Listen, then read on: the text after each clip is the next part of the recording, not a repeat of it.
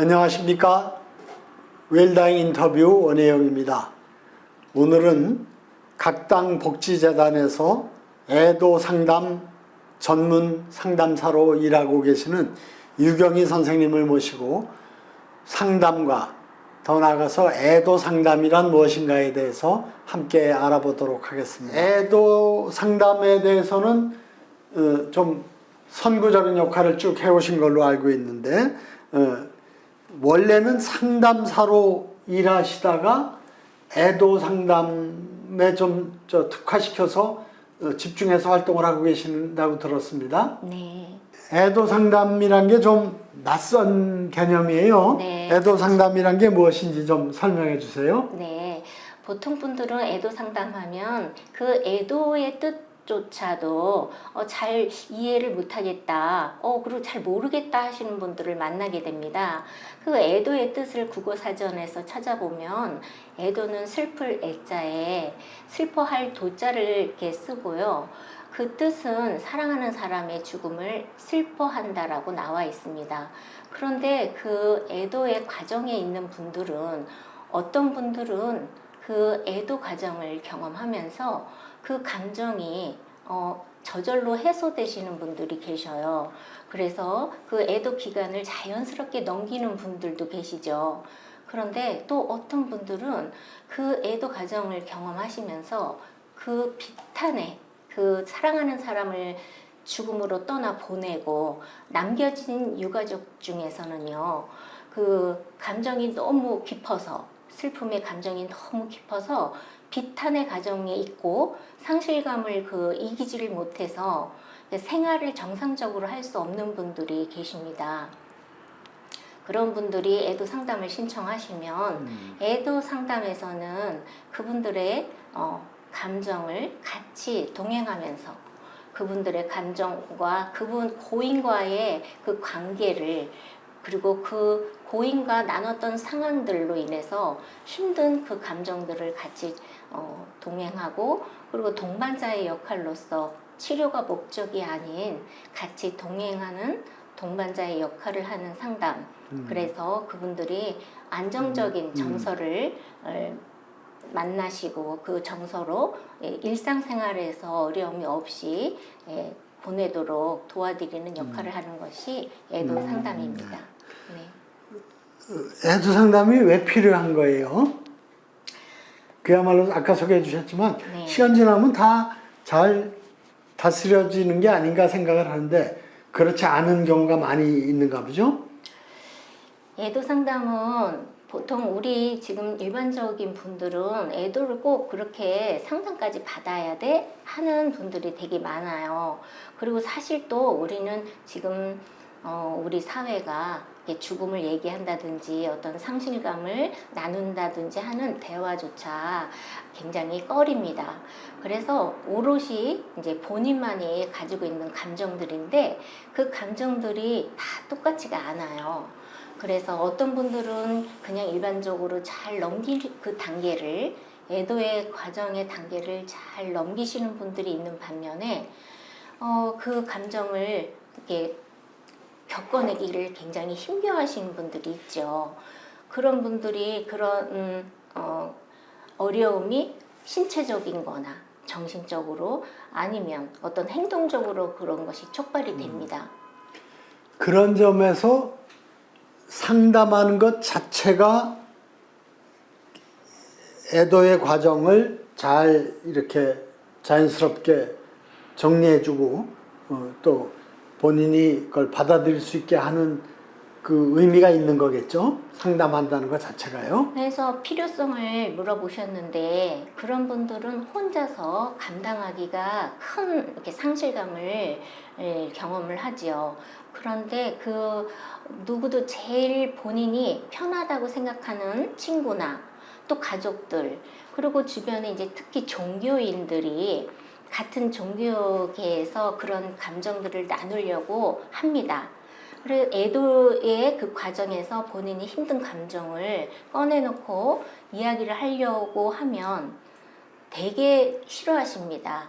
그 상대들은 아우 좋은 얘기도 많은데 뭐 그런 얘기를 해. 그리고 아직까지 그래? 이런 이제 반응들을 되게 보이죠. 그러면서 아 이제 잊을 때가 됐잖아. 뭐 그거 가지고 그래. 이런 말들을 들을 때 이제 그렇게 상실감에 계시는 분들은 제2의 상처를 또 한 번 받게 되는 거죠.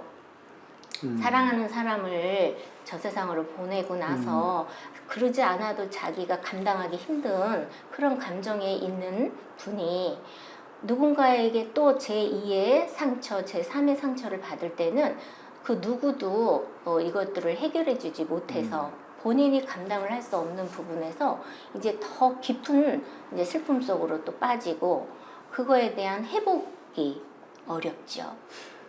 말씀을 듣다 보니까 우리 사회가 전체적으로 애도에 대해서 잘 이해가 없고 그러다 보니까 애도 상담이라는 게 참 필요한 거구나 이런 거에 대한 이해가 없는 것 같아요. 그래서 자살 예방 운동 하시는 분들 얘기를 들어보면 제일 답답하고 문제라고 생각하는 게 자살을 한 가족을 둔 그 가족, 남은 가족들, 네. 그러니까 남편이든 부모든 네. 뭐 형제든 간에 네. 얼마나 참 마음이 쓰리고 안타깝고 또 죄책감을 느끼는 경우도 있을 거고 네. 그런데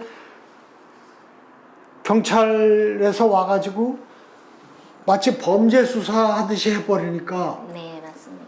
위로받고 그러기는커녕 그냥 더 자극을 받고 어떤 다른 황망한 어떤 상태를 더 이렇게 조장하게 되는 그분들이 그러려고 온 건 아니지만 결과적으로 네. 그런 행위가 그래서 그런 자살에 대한 조사를 하는 활동은 필요하지만 그런 거 하는 경찰이나 이런 분들이 이 자살 가족을 가진 남은 가족 유족들의 마음의 상태가 어떤지 최소한 또 기본적인 이해라도 하고 대하면은 훨씬 더 신중하고 존중하는 태도를 할 수 있을 텐데 그러지 못한 거에 대한 지적이 많아요. 그리고 집에서 돌아가셨을 때 네. 제일 큰 문제가 네. 이게 과학수사연구소에서 나온다는 거 아닙니까? 경찰들이 네. 마치 범죄 수사하듯이 네. 사인을 확인해야 되니까 그렇지만 그렇죠. 그것도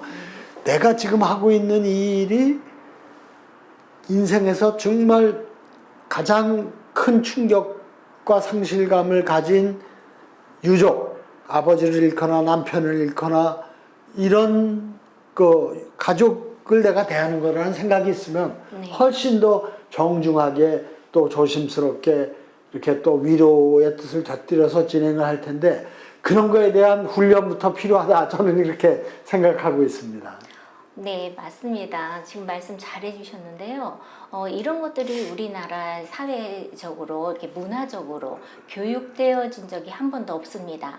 그리고 2014년 세월호 이전까지는 특히 우리 한국 문화에서는 이게 슬픔이나 죽음이나 이런 것들의 교육을 애도 과정을 어떻게 단계를 거쳐야 되고 그 감정을 어떻게 해소를 해야만 또 이렇게 일상생활에 복귀할 때 굉장히 안정적으로 복귀할 수 있는가 하는 이런 교육이나 또 매뉴얼조차도 애도 상담에 대한 매뉴얼조차도 없었기 때문에 이거 굉장히 좀 늦었죠, 우리 한국 사회가. 그러나 지금 그래도 그나마 그 이후에 이런 애도 상담의 교육장이 열리고 상담사의 배출이 되면서 지금 이런 활동이 시작되고 있습니다. 네. 그러니까 애도 상담의 의미와 필요성을 사회적으로 인식하게 된 게 세월호 사건이 준 충격이었겠네요. 네, 그렇죠. 그런 흐름 속에서 또 상대적으로 좀 더 가까운 사태가 이태원 참사 아니겠어요? 그렇죠. 이런 과정을 통해서 우리 사회가 애도에 대한 이해와 또 그것을 어떻게 실현하는가에 대한 어떤 그 사회적인 어떤 요구 내지는 그 대응이 필요하다 이런 거에 대한 이해를 갖는 계기가 됐군요. 그래서 실제로 많이 이러한 충격이 그 애도 상담을 우리가 활성화시키거나 생활하는데 역할을 했나요? 이번에 저의 그 현장에서, 상담 현장에서 제가 경험한 것은 22년도 이태원 사건 때 그 사건에서 내담자들이 왔을 때 얼마나 이 애도 상담을 배운 것이 저한테 또 상대 그 내담자한테 효과가 있었는지 제가 직접 그 효과성을 알게 됐어요. 이건 진짜 국민들 모두의 슬픔이었고 엄청난 그 상실감에 그 몇 주를 보냈어야 됐죠. 모든 매스컴이나 정말 사회적으로 이슈가 됐던 사건이지 않습니까? 그런데 그때 애도 상담을 통해서 상담을 받은 국민들이 굉장히 많았어요. 이때는 상담 매뉴얼도 있어서 상담학회 쪽이나 상담협회 쪽에서 많은 상담사들한테 이 매뉴얼이 보급이 됐고요. 그래서 애도 상담을 진행을 했고요.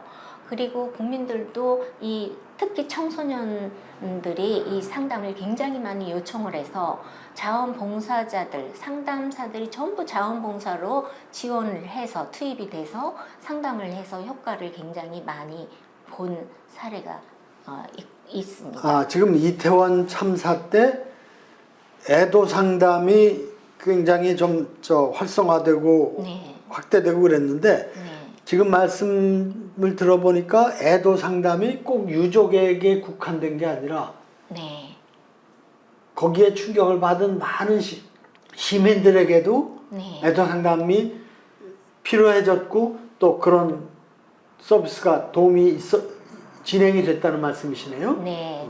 이 애도 상담이라는 것은 우리가 꼭 그 고인을 떠나보내고 남겨진 유족들에게만 국한된 것이 아니고 애도에서 제일 갖는 감정들이 상실감이거든요. 근데 그 상실감 이전에 굉장한 비탄감이 우선은 혼란스러운 감정이죠. 이런 것들을 접하게 됩니다.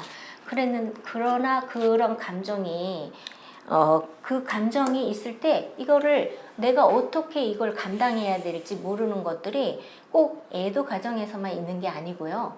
예를 들면 이 볼펜을 하나 잃어버렸어요. 제가 아끼던 거를. 그런데 그거 잃어버리면 감정이 어떻습니까? 굉장히 서운하고 또 아쉽고 이런 감정들이 생기죠. 그러니까 상실에는 여러 가지 종류가 있는데 꼭 사람에만 국한된 것이 아니고 뭐 사물이나 또 물질이나 경제나 관계나 그리고 또 뭐 직업에서 내가 갑자기 통보를 받았어요. 그랬을 때 자기가 그 직업을 잃었을 때 그런 감정들이나 또 다른 거에서도 이제 남편이 돌아가시면 우리가 관계에서 내가 부부 동반으로 모임에 갔던 거에서도 그게 없어지고 갑자기 나의 그 부부 동반의 어떤 관계성에서도 그 상실감을 느낄 수가 있죠.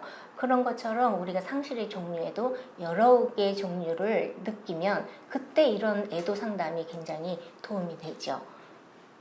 그러면 이태원 참사 때 애도 상담이 어떻게 이루어졌나요? 그 유족들에 대한 애도 상담이 기본일 거고 그 밖에도 거기 와서 자원봉사한 분들이나 또는 조문을 온 분들을 대상으로도 상담이 이루어졌나요?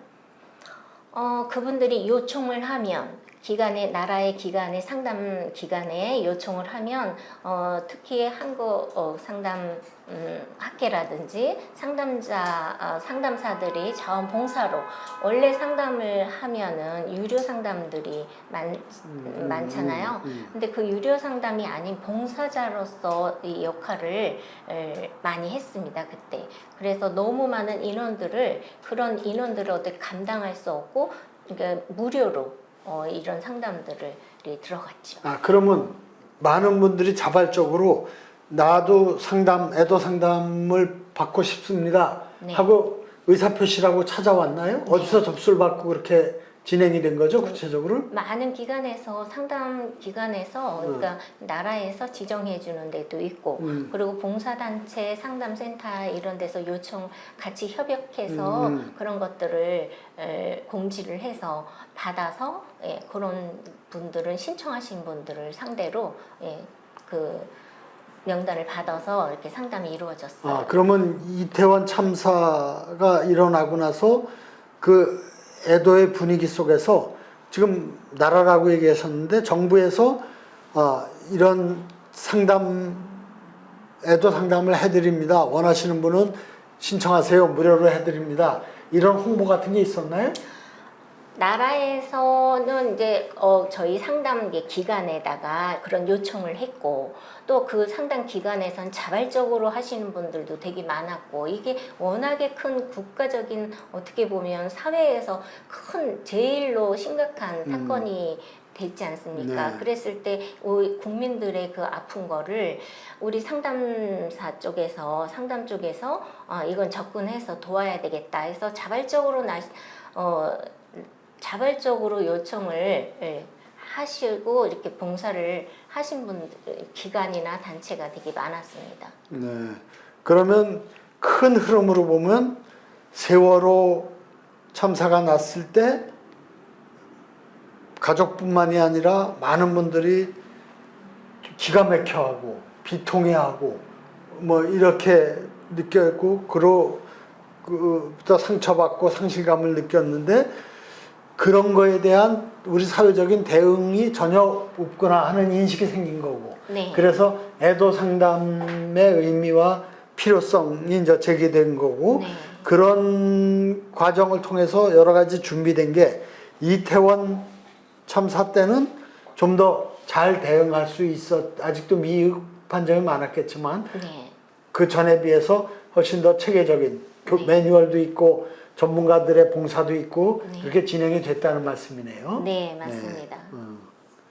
이번에 또 이태원 참사를 겪으면서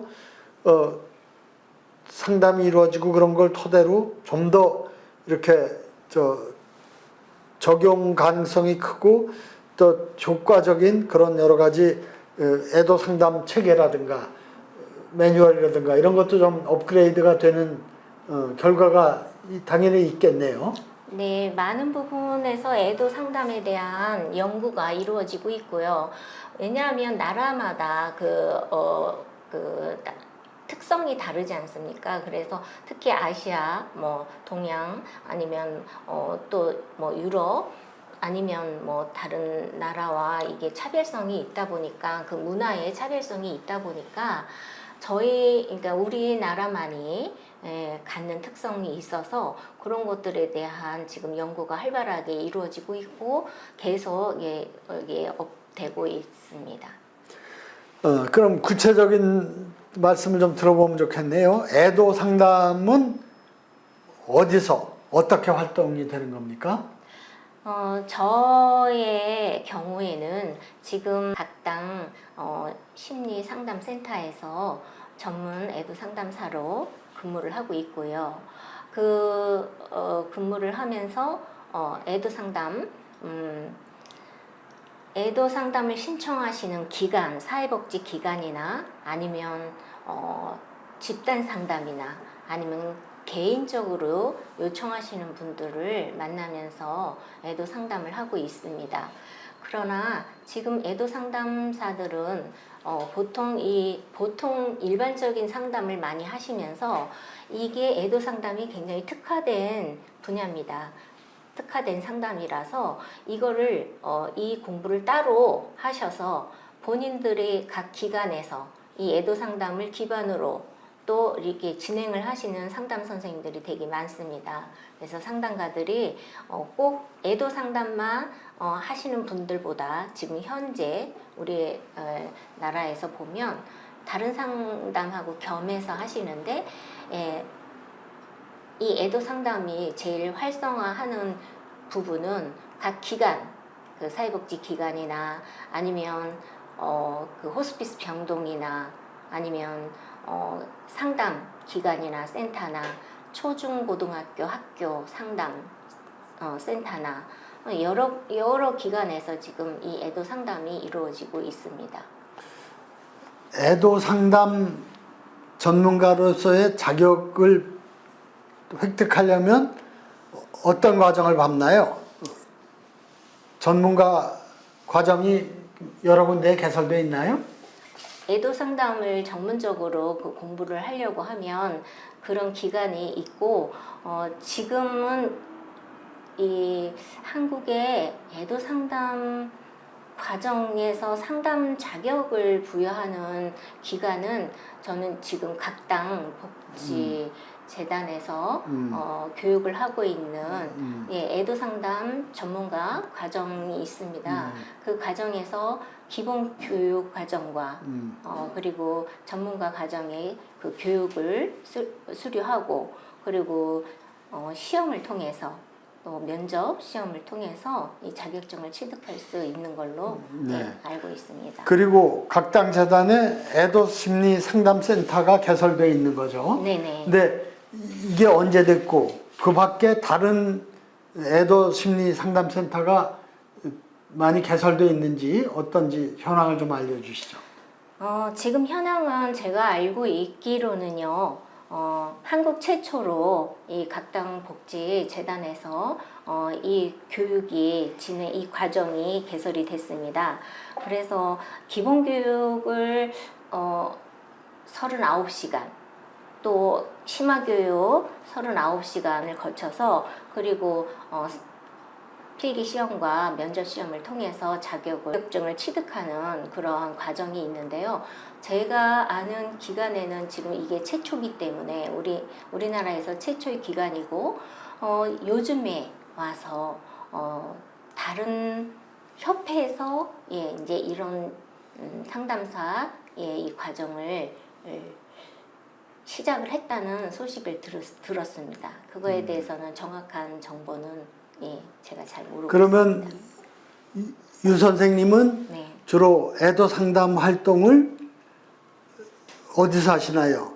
각당 애도 심리 상담센터에 상담을 요청한 분들 대상으로 하시는 게 줍니까?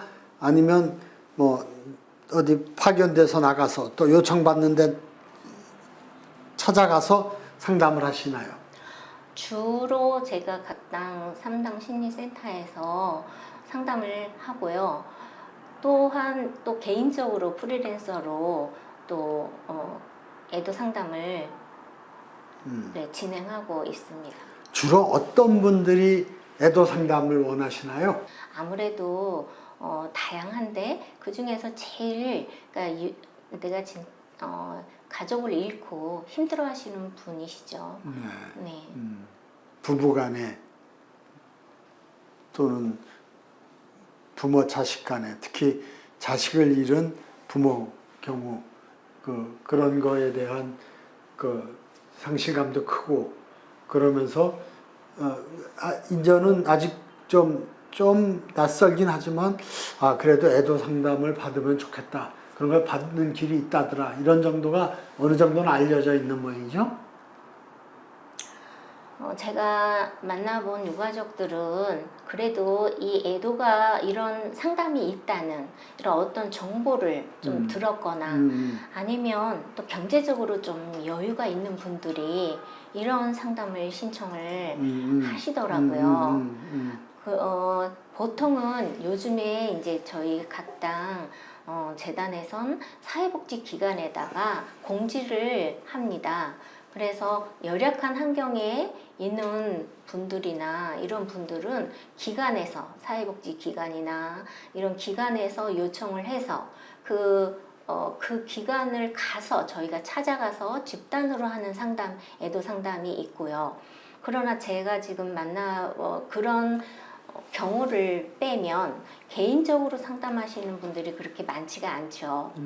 아직은 홍보도 우리나라에서 이 애도에 대한 문화가 이게 당연하게 인식이 되지 않고 그냥 남한테 숨기기 급급한 그러한 이제 감정들이라고 생각을 하는 거죠. 그래서 드러내놓고 이것들을 뭐 상담을 받는다 이렇게 생각을 하지 못하고 이런 것이 아직은 그렇게 큰 교육이나 홍보가 미비하기 때문에 지금 현재로서는 지금 여기 그 오시는 신청하시는 분들을 보면 굉장히 좀 이거에 대한 필요성을 절실히 느끼지만 그리고 또 용기도 내야 되고 오시는 분들이 주변에서 알고 신청을 하시는 분들이 되게 많죠. 본인이 알아서 신청을 해서 오시는 분들보다는 주변에 도움을 받는 분들이 많습니다. 주에서 당신 애도 상담 받아봐라. 도움이 네. 될 거다. 네네. 현재 너무 힘들어하고 네. 그러니까 네. 이런 걸 좀 해라고 권유를 받아서 하는 경우가 많이 있군요. 네네. 그리고 집단 상담이라는 거는 어떤 형식으로 이루어지는 게 집단 상담입니까? 이제 오래전에 이제 남편이나 아니면 자녀나 그러니까 죽음의 종류가 여러 가지지 않습니까? 그 대상마다 그 죽음의 대상자가 다 다르죠. 그런데 그 같은 대상자들이 같은 상실을 한 대상자들끼리 그러니까 남편을 네. 잃은 분들 또는 부인을 잃은 분들을 집단으로 모셔가지고 네. 각자 얘기도 듣고 네.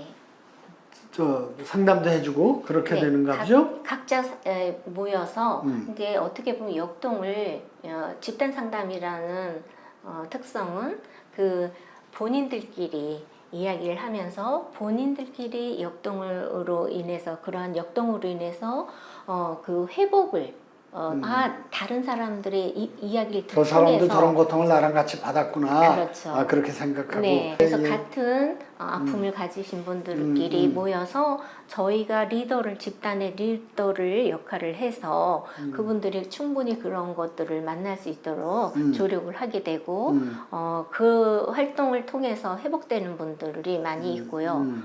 그렇게 해서 이런 것들이 애도 상담, 집단 상담 하지만 그 상실감을 다루는 집단 상담이라고 보시면 되겠습니다. 그리고 이제 꼭 시간이 많이 지났어도 세팅장에서는 그런 것들이 다 드러나서 그런 것들을 회복할 수 있는 시간이 되죠. 네. 애도 상담을 하시면서 좀 아주 인상적이었던 기억되는 사례 같은 게 있으면 좀 소개해 주시죠. 애도 상담을 하면서 사례를 말씀드리면 너무 많죠. 그리고 다 한 사연이 정말 이렇게 마음에 남지 않는 사례가 없습니다. 항상 다 지금도 시간이 많이 흘렀는데도 그때 그 상담을 할 때 그 감정을 또 그 대상자가 얼마나 힘들었을까 하는 생각을 하면 지금도 많이 마음이 힘든데요. 그 중에서 제일 제가 또 이렇게 말씀을 한 두 가지 사례를 말씀드린다고 하면 첫 번째 사례에서는 어떤 이렇게 대상자가 중학생입니다. 남학생이고 중학교 2학년에 재학 중에 있었어요.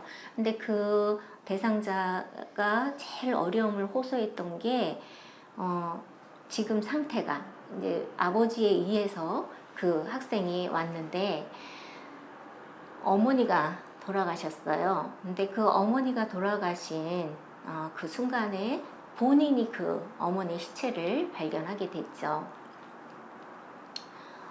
사실은 그 학생은 학교도 제대로 다니지 못하고 있는 상태였고요. 그리고 그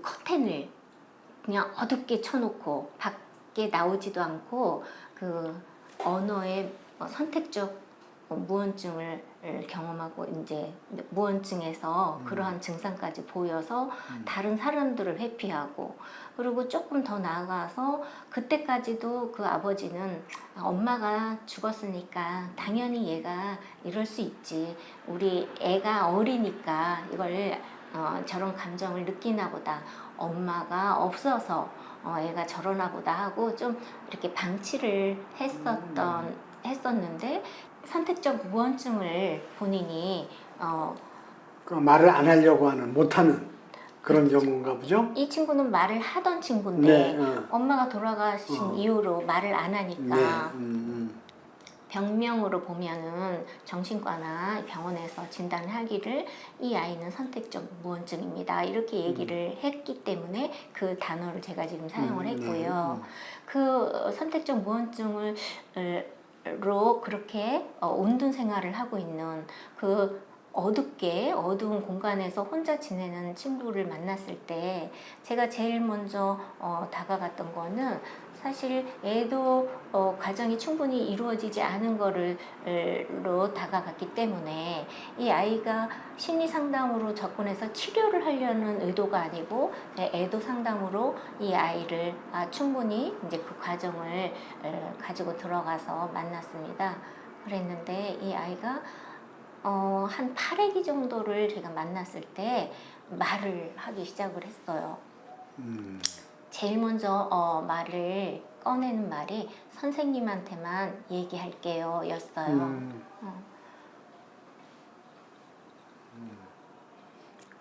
그리고 그 사연을 들었는데 그날 아침에 이 친구는 엄마하고 다퉜대요. 그 중학교 막 입학을 해서 첫 시험인데 그 전날 컴퓨터를 하느냐고 공부를 안 했어요. 그래서 아침에 학교를 가는데 엄마가 막 이제 너 어제 잠도 안 자고 아침 밥도 안 먹고 너 그렇게만 해봐 중학교 생활 어떻게 하려고 그래 너가 뭐가 되려고 그래 하면서 엄마가 야단을 치니까 됐다 그래 하면서 사춘기니까 이 친구가 그냥 큰 소리를 내고 학교를 갔다가 집에 들어왔는데 엄마가 얼굴을 보지도 않고 문만 열어주고 안방으로 들어가셨어요. 근데 이 친구는 자기 방으로 들어갔는데 조금 있다가 밖에서 이상한 소리가 나는 것 같았어요. 그런데 이 친구는 나가보지 않았어요. 엄마가 자기한테 뭐라고 또 할까봐. 그랬는데 몇 시간이 흐른 뒤에 그 자기 방에서 한 6, 7시간이 지난 후에 나갔다고 얘기를 해요. 나갔는데 너무 조용한 거예요. 그래서 안방에 들어가 보니까 어머니가 심장마비로 돌아가셨어요. 근데 그 친구가 그때 어머니를 흔들고 깨우고 하면서 이거 엄마가 죽었구나는 알겠는데 어떻게 자기가 대처를 해야지 되는지를 모르니까 제일 먼저 이제 아버지한테 전화를 했죠. 그런데 아버지가 전화 받고 침착하게 119를 불러라 뭐 이런 이제 지시를 하고 아버지도 득달같이 오셨는데 이 아이는 자기의 죄책감이 너무 컸어요. 내가 왜 그때 소리 났을 때 나가서 심폐소생술을 했으면 살지 않았을까? 아니면 엄마가 나 때문에 화가 나지 않았으면 심장이 그렇게 충격을 받아서 돌아가시지 않으셨을 텐데 하는 그런 감정들이 여러 가지 후회감이나 죄책감이나 그리고 또 불안도 굉장히 높았어요. 엄마가 돌아가셨는데 혹시 자기를 데려가지 않을까? 이 자해를 한다든가 밖에 나가지 못하는 이런 행동이라든가 이런 것들은 굉장한 이제 두려움이나 이게 그런 것 더군다나 이제 엄마가 돌아가셨기 때문에 죽음에 대한 공포 이런 것들을 느끼면서 불안감이 컸죠. 그러면서 차차 나 때문이야까지 이 생각을 하게 되고 굉장히 왜곡된 사고가 쌓였죠. 그래서 생긴 증상들로 인해서 이런 고통을 관계에 적응하지 못하고 또 관계를 이루지 못하고 그런 생활을 하고 있었던 사례가 있었는데 상담을 통해서 이야기도 하게 되고 차차 본인의 잘못이 아니고 그것들이 이제 그렇게 이루어졌던 과정들을 같이 나누면서 회복이 되어서 지금은 본인이 목표를 어머니가 원했던 자기한테 공부 좀 잘해서 너 뭔가 돼야 되지 않아? 했던 그 말을 그 뜻을 이제 새기면서 어머니가 원하시던 아들이 돼야 되겠다는 목표를 갖고 공부를 열심히 하고 정말 회복이 됐죠. 네. 그러면 그 학생이 바로 입을 연 게 아니고 많은 상담 과정을 통해서 유경희 선생님에 대한 신뢰가 생기고 그런 과정이 있었기 때문에 그렇게 입을 열고 진솔한 대화와 상담을 통한 치유가 가능했던 거네요. 네네. 그럼 초기에 제일 그런 상담을 할 때 어떤 자세, 어떤 노력이 필요하다고 보시나요? 상담사들은 많은 기술들을, 상담의 기술들을 가지고 있는데, 저는 그 친구를 처음에 말을 안 하기 때문에 이걸 강제로 시킬 수가 없잖아요.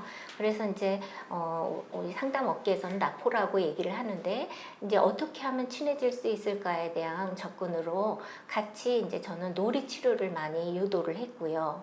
그리고 그 놀이치료나 이런 과정에서 이야기를 안 해도 이 아이를 탐색할 수 있는 것들을 많이 찾아서 시도를 했습니다.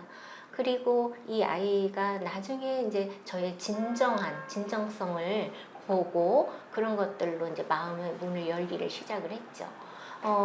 제일 효과가 좋았던 거는 제가 거기서 이 아이한테 꽃을 많이 선물을 했어요.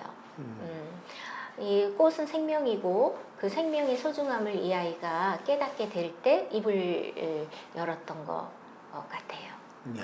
네. 이 애도 상담을 전문적인 영역으로 상담 영역으로 설정하기 전부터 유경희 선생님은 상담 전문가로서 활동을 해오셨던 거죠. 저는 대학원에서 석사 때 사회복지 상담을 전공했어요. 그래서 사회복지 기관에서 상담을 시작을 했고요. 사회복지라는 기관은 그러니까 대상이 어린아이부터 노년까지 제가 대상이 됐는데, 그 사례 관리를 하러 갈 때 제가 굉장히 힘들었던 이 가족들이 있는데, 보통은 열악한 가정에서 이 사회복지들이 이루어지다 보니까 환경들이 굉장히 열악했어요. 그런데 제일 제가 힘들었던 부분이 이게 그 노동일을 하면서 일일 노동일을 하면서 돈을 버시다가 공사 현장에서 돌아가신 거예요, 사고로. 근데 그 남겨진 유가족들은 그렇지 않아도 굉장히 열악한 데다 그 가장이 돌아가신 아주 비극적인 상황을 맞닥뜨렸는데, 제가 어떻게 이분들을 위로해야 되는지 사실은 위로할 수 있는 말이 없었어요. 상담에서 상담으로 접근할 것이 아니고 어떻게 하면 이분들이 그 상담이 아닌 다른 방법이 없을까, 이거는 상담으로 해선 되지도 않았어요. 그랬을 때 제가 상처도 저도 많이 받고, 또 저도 그분들에게 상처를 많이 준 거를 나중에서야 깨달았어요.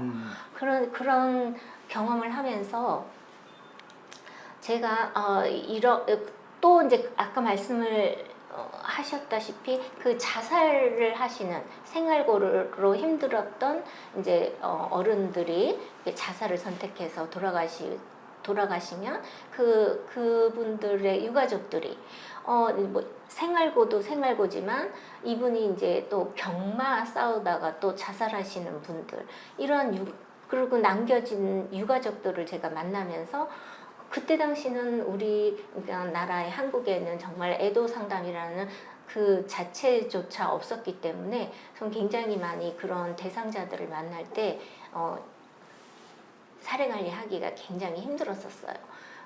그런데 마침 2014년도에 그 각당 사회복지 재단에서 애도 상담 세미나가 열린다고 하더라고요. 그래서 그때 제가 세미나에 참석을 하고 이 애도 상담이라는 것을 처음 접하게 됐죠. 그게 2014년도에 세월호 이후에 그 재단에서 이걸 최초로 이 세미나를 열렸고, 그리고 필요성을 느껴서 이 재단에서 이제 그 운동을 하시다가 2016년도 6월 달에 이 애도 상담의 사를 양성을 하는 그 과정이 생겼죠. 네. 그래서 1년의 교육을 수료하고 네.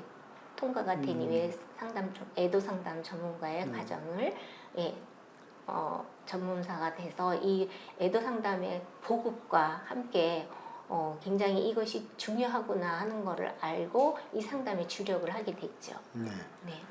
이 애도 상담 활동을 집중적으로 지금 하시면서 현재 우리 사회의 애도 상담에 대한 이해와 그 필요성에 대한 사회적 공감대가 아직 부족할 것 같지만 어느 정도고 앞으로 어떻게 상황이 전개돼 나갈지 예측을 하세요? 애도 상담은 우리 한국의 문화가 우선은 애도하면은 굉장히 죽음이다 이렇게 인식들을 하고 있기 때문에 그 인식을 우선 어떻게 전환을 하느냐 하는 게 굉장히 중요한 것 같아요. 그리고 이게 꼭 오롯이 그 유가족들만의 아니면 개인만의 이것이 몫이 그 상실감을 다루는 데 있어서 그게 그분들의 몫이라고 생각이 들지 않고요. 이제는 사회적인 거나 아니면 우리 일반 보통 분들도 다 이거는 혼자 해결하는 감정이 아닌 우리가 옆에서 같이 동반해줘야 되는 감정이구나 하는 거를 인식을 하는 게 굉장히 중요한 것 같아요. 지금 아직 그런 것들이 이렇게 학교 현장에서 이것들이 청소년들에게 먼저 이 애도의 과정이 어떤 거고 이 단계에서는 어떤 것들이 필요한지 애도시 우리가 또 가족들한테 어떻게 해야 상처를 주지 않고 또 친구들이나 이 다른 분들을 대할 때 이 과정들을 어떻게 경험하는지에 대해서 그런 상식들이 있다면 우리가 실수도 덜하고 그분들의 회복을 돕는데 동반자의 역할이 되지 않을까 싶습니다. 예, 그 애도의 필요성에 대한 공감이 네. 좀 사회적으로 필요한 것 같고요. 네. 아까 제가 말씀드린 것처럼 정말 자살을 한 분이 있는 그 가족 또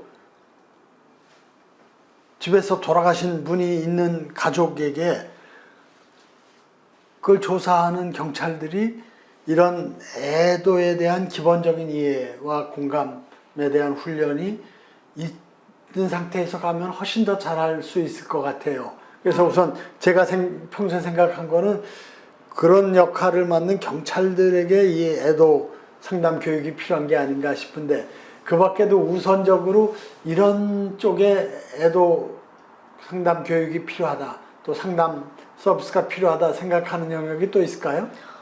현재 그래서 각당복지재단에서 이 교육 과정이 이 애도 상담에 대한 그 교육 과정이 대상자들이 특히 이런 사회복지기관이나 아니면 청소년들을 만나는 상담 선생님들이나 아니면 각 기관에서 근무하는 상담 선생님들이나 일단 이게 1차적으로 많은 내담자를 먼저 만나는 분들을 대상으로 이런 교육들이 이루어지는데 그분들이 대상들이에요.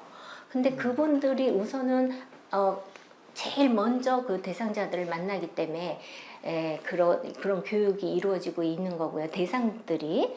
그런데 조금 더 나아가선 이것들이 보급을 일반인들도 신청을 많이 하시죠. 이거 상담사를 지원을 하시는 분들 보면 일반인들도 본인이 이런 애도 상담을 집단 상담이나 이런 데 참여를 했다가 나도 이거에 대해서 이런 동반자 역할을 하고 싶다 해서 지금 신청해서 그 상담사 과정을 밟고 있는 분들이 많거든요. 그리고 이제 그쪽에서도 교육을 요청하면 이 애도 상담에 대한 애도에 대한 이런 교육들을 요청하면 가서 강의도 해주고 지금 그래서 이 애도 상담이 꼭 상담만 한다는 것이 아니고 이론적인 부분이 교육도 들어간다 이렇게 제가 아까 표현을 했습니다. 네, 특히 사회복지사나 또 요양에 관련된 전문가들 이런 분들이 요 애도의 사회적 의미와 가치, 필요성을 이해하고 좀 더 진전한다면 기본적인 애도 상담에 대한 이해와 훈련을 받도록 하는 과정을 겪으면 아주 정말 훨씬 우리 사회가 이런 애도에 대한 어떤 사회적 공감 능력이 커지겠네요. 네. 예. 특히 아까 말씀해 주신 그런 경찰분들이나 그거에 대해서 이제 어떤 조사관들이나 이런 것들이 제일 먼저 유가족들을 만나는 분들이 이러한 교육을 받고 이런 것들을 그냥 꼭 애도 상담사로서 활동을 하지 않아도 이것들이 본인이 숙지가 돼서 이런 현장에서 쓰여진다면 아마 다른 분들한테 위로도 많이 되고 우선은 본인부터가 이 애도에 대한 이해가 어떻게 하는지 본인부터가 성숙해지지 않을까 저는 그렇게 생각이 듭니다. 네. 네. 그동안에 이 애도 상담에 좀 선구자로서 많은 활동을 하시면서 앞으로 이 애도 상담의 어떤 발전에 대해서 이렇게 되면 좋겠다 하는 희망사항과 구상이 있으신지, 또 개인적으로 나는 이런 활동을 하고 싶다 이런 게 있으면 좀 말씀해 주시죠. 지금까지 말씀드리면서 또 정리를 한번 해보게 되는데요. 저는 늘 애도 상담을 베이스로 내담자를 만나고, 그리고 이제 그것이 얼마나 큰 효과를 내고 있고 저한테 그것이 얼마나 큰 이제 기술, 어떻게 보면 그것들이 이렇게 쓰여지는 데가 많은지 상담 세팅장에서 굉장히 필요하고 이 애도 상담이 기초가 되어야 되지 않을까 이런 생각을 하면서 이제 크게 제가 계획을 한다고 하면 그리고 원하는 게 있다고 하면 이 애도 상담에 대한 홍보입니다. 홍보가 우린 아직 이렇게 미비하고, 그리고 진짜 제가 선두니까 그 다음에 지금에 와서야 이런 것들이 이게 효과가 있구나, 그리고 이런 것들이 있구나 하는 걸 이제 조금 빛이 비춰지는 단계라고 한다면, 저 같은 경우 이 홍보를 열심히 해야 되겠다. 제가 애도 상담사로서, 그리고 이 애도의 이 상담 매뉴얼이 얼마나 많은 분들의 위로가 되고 그리고 희망이 되는지를 이것들을 보급하고 그 효과에 대해서 열심히 홍보를 해야 되겠다, 이런 건 이제 큰 계획이고요. 또 작게는 제가 이제 있는 곳에서 더 깊이 이 애도 상담에 대해서 연구하고, 그리고 저를 만나는 분들에게 최선을 다해서 이것들을 도움이 될 수 있는, 이롭게 도움이 될 수 있는 그런 사람으로 열심히 노력하려고 하고 있습니다. 그게 저의 작은 계획입니다. 네, 저도 오늘 말씀 들으면서 이 애도라는 게 꼭 가족, 자살은 한 분의 가족, 또는 뭐 돌아가신 분의 가족, 또는 뭐 어떤 위험을 다쳐서 피해를 입은 분의 가족에만 국한된 게 아니라 사회적으로 준 상처와 그 상실감이 워낙 크니까 그거를 좀 더 넓은 그 시야로 보고 대응하고, 또 이렇게 상담 등을 통해서 좀 잘 정리하고 회복되도록 하는 노력이 필요한데, 그런 점에서 애도에 대한 사회적 이해와 공감, 이거부터가 좀 확산될 필요가 있겠네요. 네. 아까 사례 중에서 그 청소년 사례만 말씀을 드렸지만, 제가 또 하나의 사례로 이제 어떻게 보면 이제 연세가 굉장히 많이 드신 91살 되신 남편분이 돌아가셨어요. 우리가 91살이라고 하면 이제 사실 만큼 사신 분 아니야, 이렇게 생각을 하겠는데, 70년을 같이 사신 88살 되신 아내분이 굉장히 힘들어 하실 때 자녀분이 요청을 해서 제가 상담을 하게 됐어요. 그랬는데 우리가 굉장히 실수하는 부분들이 이런 것들이죠. 나이가 많은 코로나로 그분은 사망을 하시게 됐는데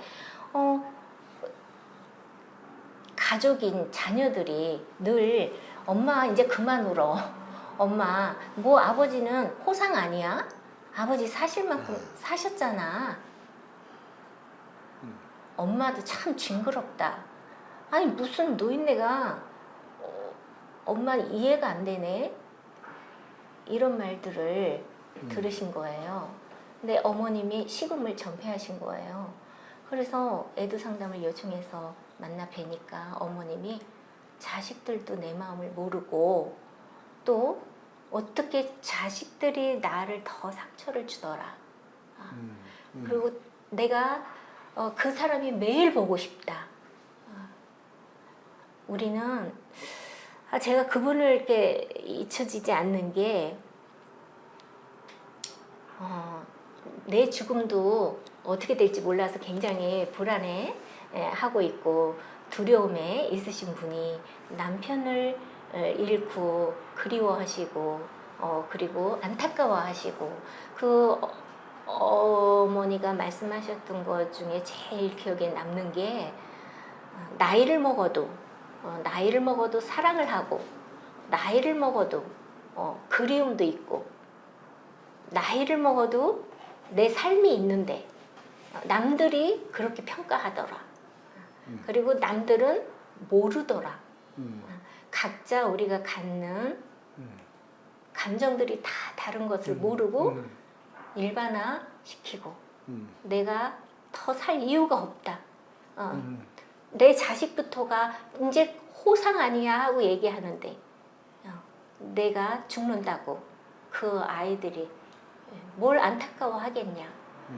내 죽음을 앞두고 나니까 내가 더 슬퍼지더라. 이런 말씀을 하신 게 기억에 남네요. 이만큼 우리가 좀 무지지요.